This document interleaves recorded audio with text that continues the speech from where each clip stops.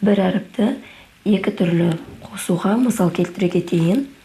Жаңа айтқандай, егер де біз әрпіміз, келесі әрпіміз алма сөзін алатын болсақ, астыдан алынатын әріп болса, біз оны бітіп төбеге көтеріп созып қоймаймыз.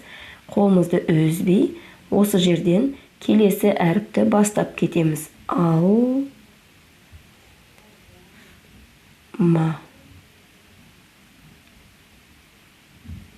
Енді міне мыдан кейін А әрпі жоғарыға қарай кетеді. Міне созылуын көрдіңіздер ме?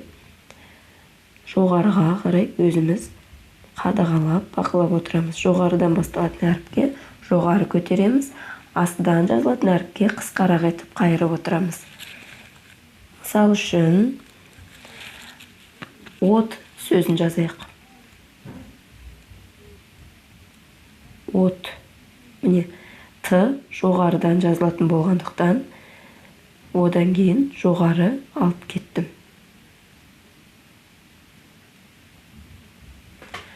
Ал енді